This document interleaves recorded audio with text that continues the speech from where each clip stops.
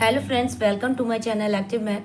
Today we are going to learn exercise 12.2 of class 8. देखिए इसमें first question दिया गया है two adjacent angles of a parallelogram are in the ratio 4:5. Find angles of the parallelogram. तो दो adjacent angles का ratio आपको दिया गया है.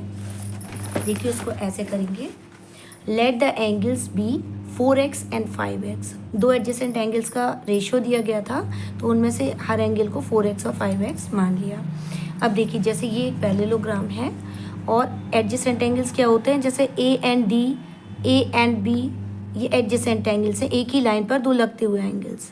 तो एक को 4x माना, एक को 5x माना. और वी नो दैट कि अपोजिट एंगल्स आर इक्वल. तो अगर D 5x है तो B भी 5x होगा, A 4x है तो C भी 4x होगा. तो इन चारों एंगल्स को ऐड करेंगे और 360 के इक्वल कर देंगे. तो 18x इक्वल टू 360, तो x की वैल्यू आपकी आ जाएगी 20. तो सारे एंगल्स निकाल लेंगे इससे. 4x इक्वल टू 80 डिग्री, यानी 4x इक्वल टू 4 इंटू 20 यानी 80 डिग्री, और 5x mean 100 degree is the answer. Let's take second question. देखिए the sum of two opposite angles of a parallelogram is 140 degree. Find angles of the parallelogram. तो सम आपको दिया गया है, तो opposite angles का सम दिया गया है 140 और बाकी एंगल्स आपको निकालना है. देखिए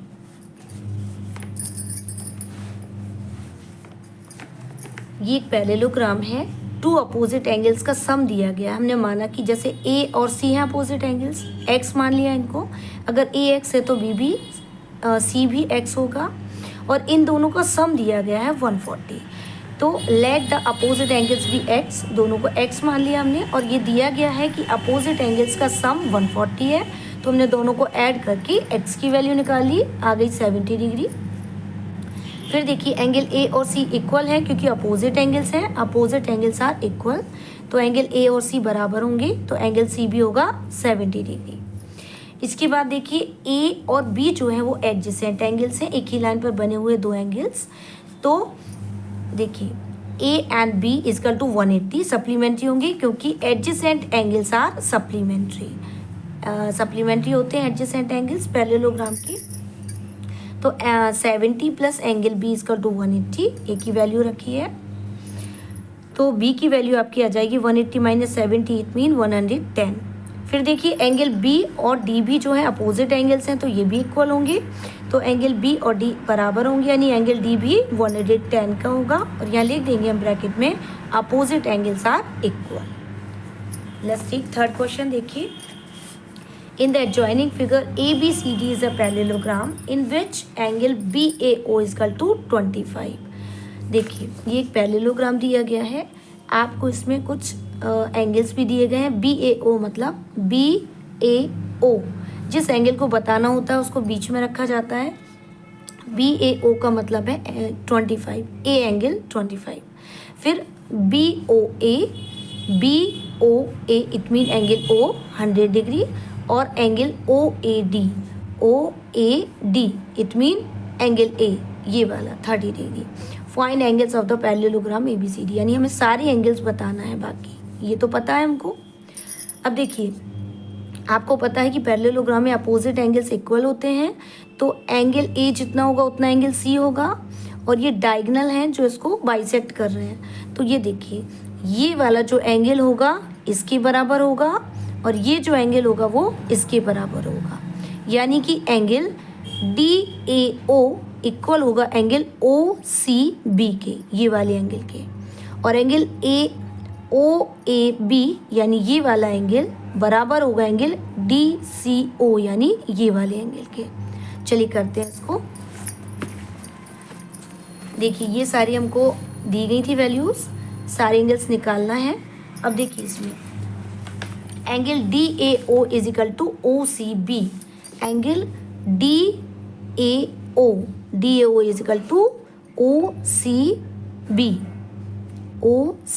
यानी ये वाला एंगल इस वाले एंगल के बराबर होगा. तो ये भी कितना हो जाएगा 30 डिग्री. इसके बाद एंगल OAB ये वाला एंगल बराबर होगा DCO इस वाले एंगल के, क्योंकि opposite angles are equal. Bracket में लिख देंगे सामने.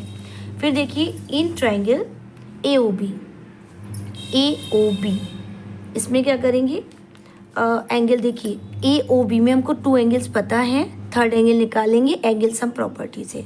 तो हम ऐसे ही लिखेंगे सारे angle AOB plus angle OAB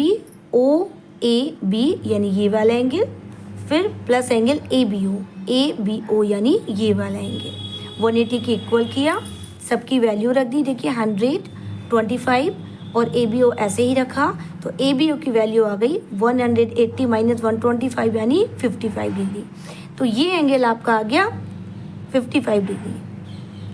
अब देखिए ये एंगल आपका 55 है, तो इसका अपोजिट एंगल है ये वाला, तो ये भी कितना हो जाएगा 55, ठीक है। देखिए अब ये हमारा एंगल B निकल के आया ABO 55, तो ये 55 होगा, तो इसका अपोजिट एंगल ये वाला भी 55 हो जाएगा, यानी कि एंगल OBA या ABO इज इक्वल टू हो जाएगा एंगल ODC के, ठीक है। तो ऐसे ही लिखा हम लोगों ने यहाँ पर, देखिए। अब आ जाते हैं एंगल AOB,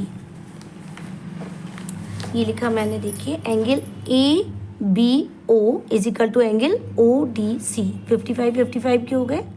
अब देखिए ये वाला कंप्लीट हो गया है। अब हम जाते हैं इस वाले ट्राइंगल में। ट्राइंगल देखिए लीनियर पेयर में, यहाँ पर angle AOB plus angle BOC, अगर ये देखिए ये लीनियर पेयर बन रहा है, एंगल AOB यानी ये वाला एंगल और BOC यानी ये वाला एंगल। अगर हम यहाँ लीनियर पेयर लगाते हैं तो ये वाला एंगल आ जाएगा। तो AOB की वैल्यू थी हमारी 100 और BOC को ऐसे ही रखा और 180 के इक्वल कर दिया, तो एंगल BOC हमारा आ जाएगा 180 माइनस 100 यानी 80। तो ये हमारी वैल्यू आ जाएगी 80 डिग्री। फिर देखिए अब ये वैल्यू आ गई और ये वाली हमारे पास है, तो इस ट्राइंगल में एंगल सम प्रॉपर्टी लगा के ये वाली वैल्यू निकाल सकते हैं एंगल B की यहाँ की। तो इन ट्राइंगल BOC, इसमें देखिए एंगल BOC हमको दिया गया 80, OCB है 30 और CBO हमको निकालना है। तो सबकी हमने वैल्यू रख दी।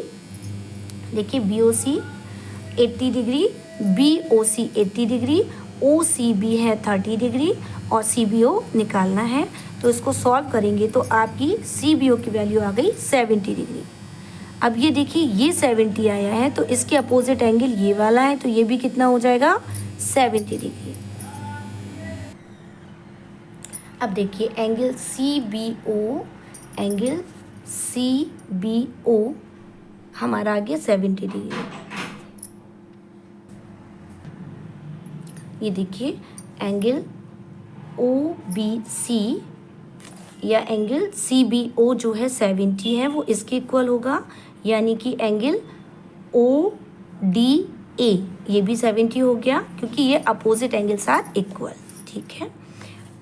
फिर देखिए यहाँ पर angle DOA is equal to angle BOC, क्योंकि ये देखिए वर्टिकली अपोजिट एंगल है, आमने सामने के जो दो एंगल होते हैं वो बराबर होते हैं, तो ये भी 80 हो जाएगा वर्टिकली अपोजिट एंगल से। फिर angle AOB is equal to angle DOC ये 100 है, तो ये भी 100 हो जाएगा, ये भी वर्टिकली अपोजिट एंगल्स है। बस अब सारे एंगल्स निकाल लेंगे।